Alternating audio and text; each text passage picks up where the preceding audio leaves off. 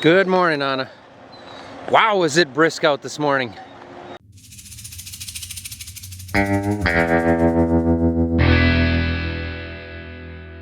Thank you to AG1 for sponsoring this video. I don't know what the actual temperature is, but I'm thinking upper 40s maybe? Nope, pretty well lower 40s. Come on out if you want, birds. She's always the first one. Whoop. Better let him out, Anna. Come on. Hey, you are supposed to go back to the garage. You're not safe down here. Hey, come here. Come here. Oh, jeez. And now he's purring like a Ferrari. I'm gonna take you back in. You can hang out with the girls where you're safe. Okay, J Mike is safe in the house now. He's gotten way too tame and friendly. But he's way too little to be running all the way down to the bins. He's gonna end up underneath the semi-truck. What in the world? Okay. We don't generally get a lot of Mardi Gras girls around here, so I don't know where this came from.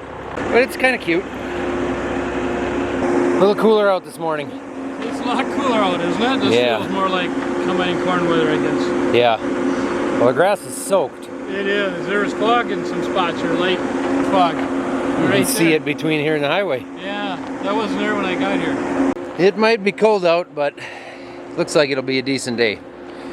First tractor needs fuel here.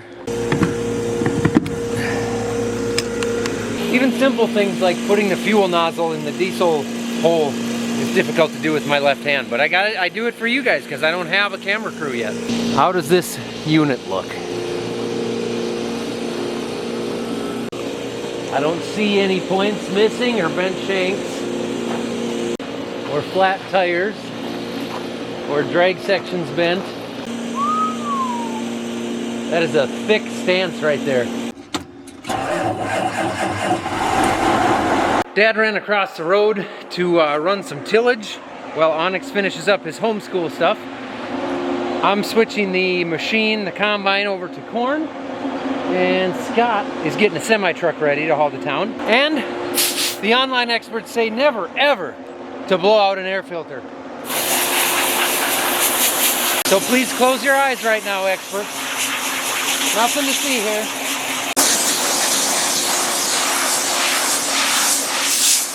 One of the most important parts of harvest is getting a good night's sleep. When we're running long hours and we're focusing on important things, it's so important to sleep well so that you can rest up and have your energy day after day. You guys have heard me talk about how I drink AG1 for whole body health.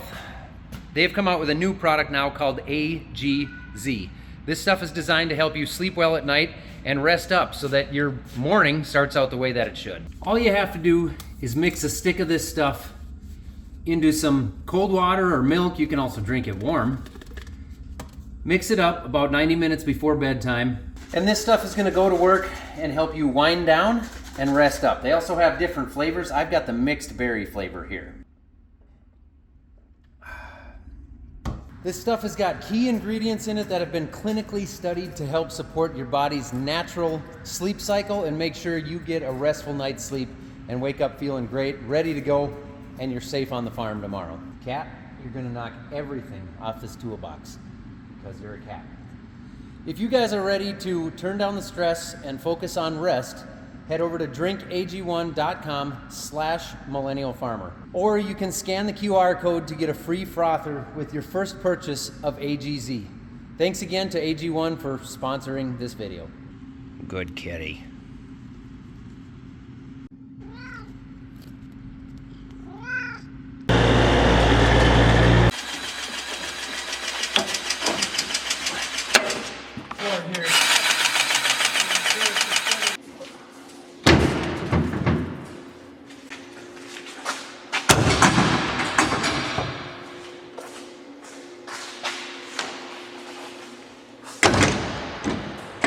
All right, we got the filter blown out, air filter. Got the settings switched over for corn. Hit a bunch of the grease zerks, washed the windows, believe it or not. Use a squeegee, not a hand rag. One of my favorite things about a folding corn header, actually it would be my favorite thing because it's the only purpose for them. You don't ever have to unhook this thing through all of corn harvest Hey, you know, as long as things go well. So this is a one-time deal.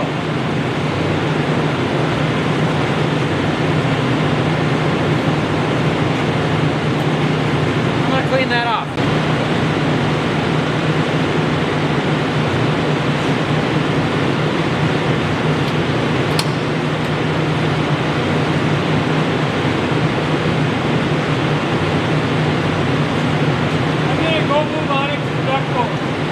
Oh, okay.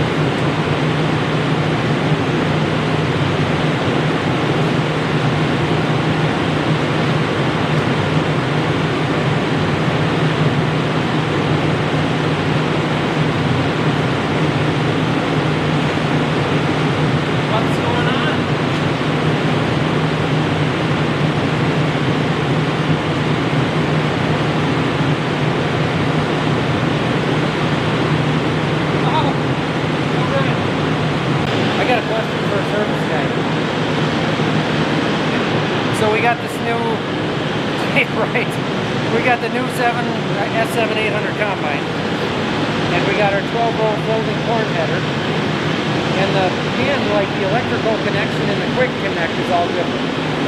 Well, I learn something new every day. So this connection is a lot different than the one that's in here, or at least physically. But this one pulls out with a snap ring, and there's a replacement one right here, or a different one. This should be the one that fits in that. I don't know what the difference is, why I've never had to do this.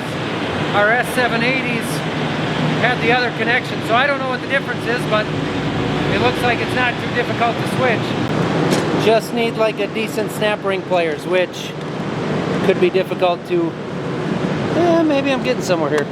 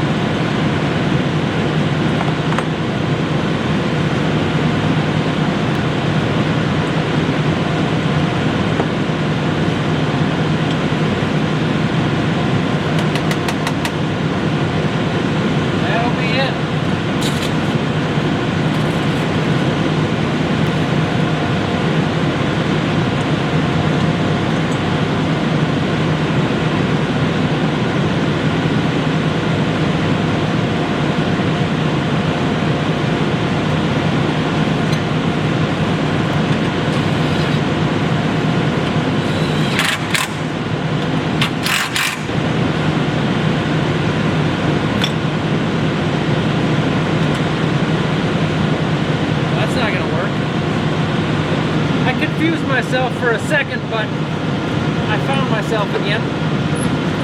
There we go. Again, I don't know what the difference is between the two connections, but they are. Look at that dog having a nap in the sun on the mat. Hi, Ditch.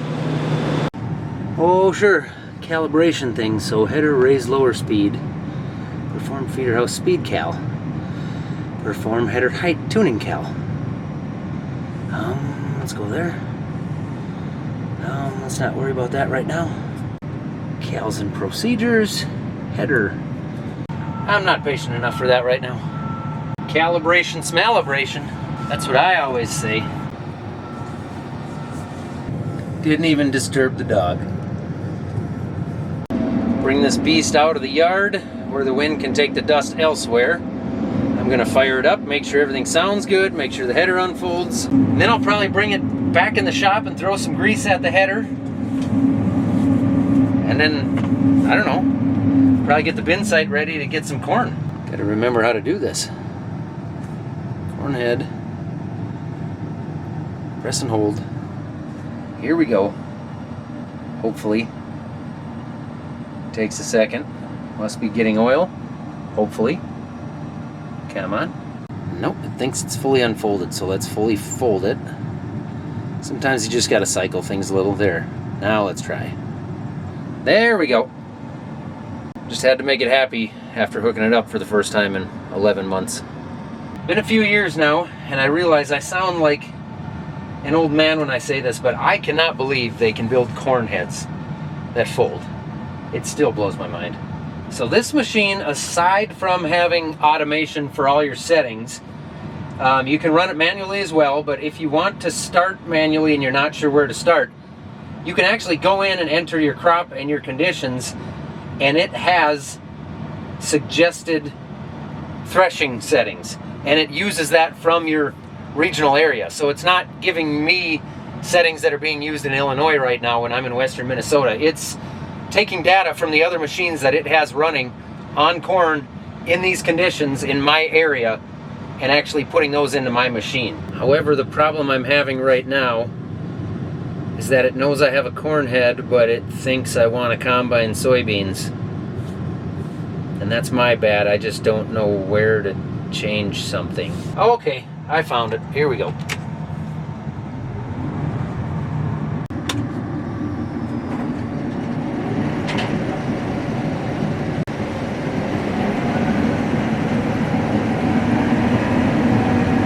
That's just dust that settles inside the machine.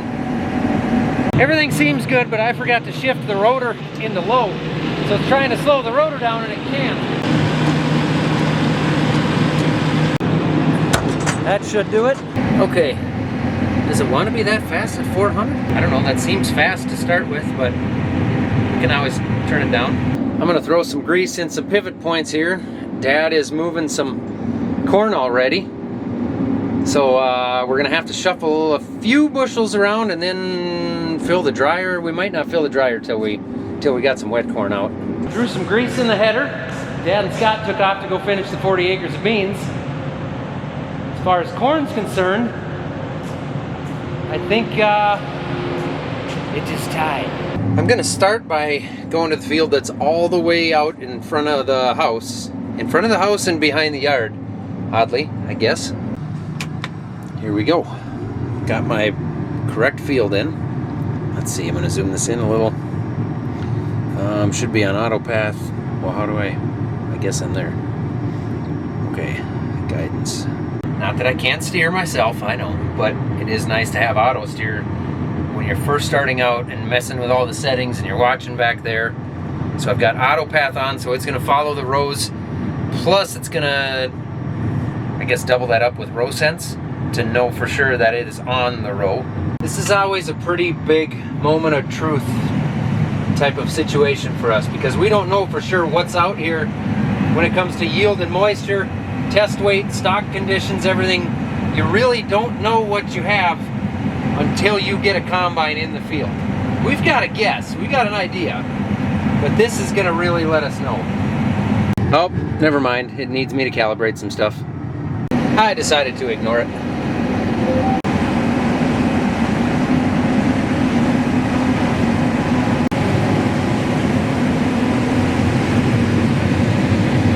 That yield is not quite correct. That'll come into, yeah, that'll get there. But that shouldn't be too far off. It always takes a little bit for that self-calibrating yield to kind of figure its way out. I can change, let's see. Ooh, that looks nice. That's awfully clean coming in here. I have done 2/10 of an acre, and so far I've got an average of 394 dry bushels per acre. That's probably off by a couple of hundred. But moisture is at 18%, a little below. Like I say, the yield takes a minute to come down and find itself when you switch crops. But the moisture should be awfully close. And it is. Which is, this should be our driest field. So we shouldn't have anything drier than this, but the fact that this is down to 18. Wow. Okay, header loss up here. I'm just not seeing anything. Corn's pretty short right here, poor yielding small stalks, but I don't see anything coming off the header, so no instant concerns there. Cobs, there's not kernels being left on the cobs. The cobs are a little bit, you don't want to see too much of this, so I maybe want to open my concaves up a little bit, but I'm gonna switch that to automation pretty soon here anyway, and I'm guessing it's gonna do that automatically. There just isn't much here. There's one. Oh. Maybe a half a bushel an acre. And on whatever, I don't know what this is yielding yet, but 0.5%, less than that. I would say our starting spots are pretty close. I'm gonna keep going and just kind of tinker with it slowly. I've got almost 2 acres out now. My moisture is a little bit over 18%, which is good. Yield is still a long ways off, so maybe I need to calibrate something there. Maybe I'm missing something. Everything else looks pretty close.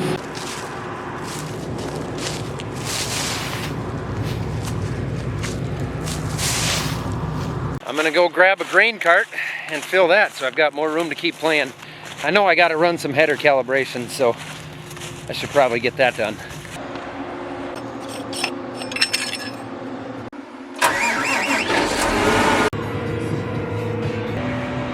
Something in the wiring. So they have to unhook a full trailer in a soft field and tow it.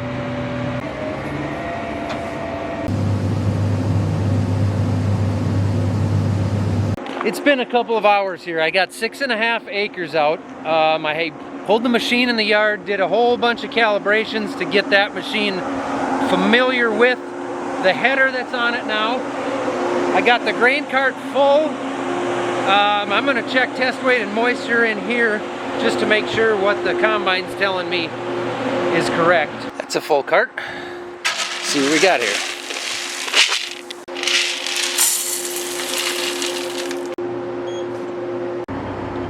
Woo! I will take that. This is 3 years in a row now, I believe, where we've had, at least 2 years for sure, where we've had just crazy dry corn. I mean, to see 18%, we're just getting started. Granted, this is the driest stuff we should have, but we have a pretty good 2-week forecast, which means we're gonna have a lot of stuff that's pretty dry, I think. I hope. I'm thinking so. Grain cart's full, so I'm just gonna bring a truck out there. Chickens are busy picking away at nothing.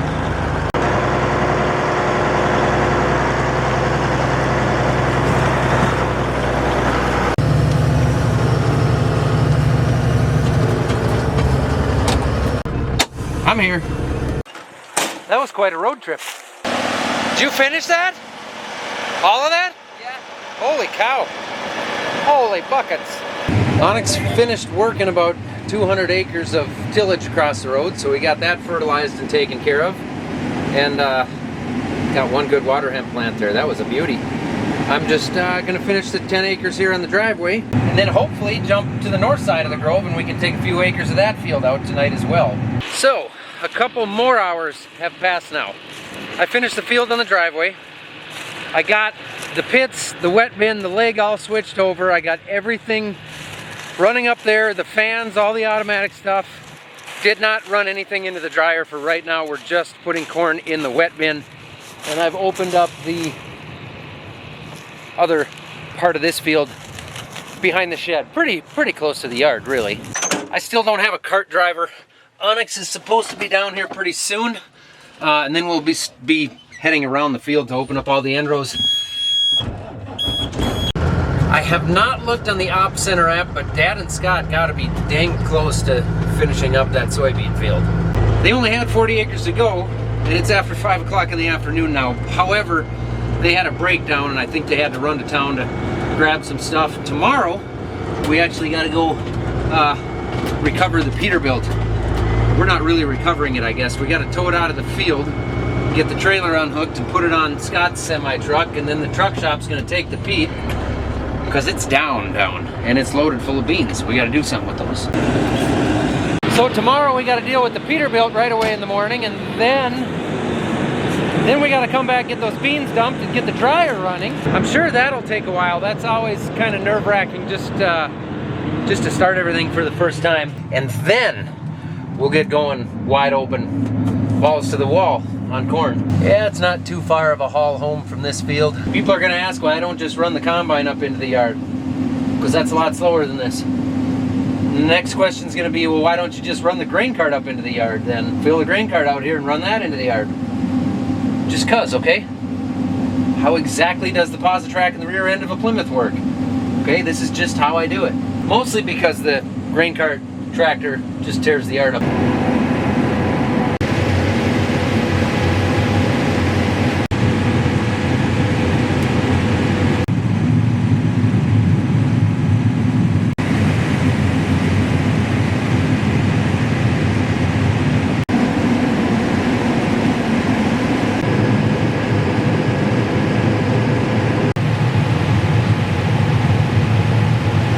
This is going to be my last short round for the night.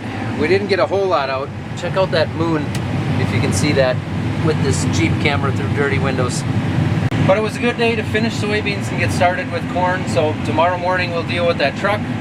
We'll get the grain dryer going. We've got a couple calibrations on this that I need help with, and Colton's going to come out and help me out with those. So that's all I have for tonight.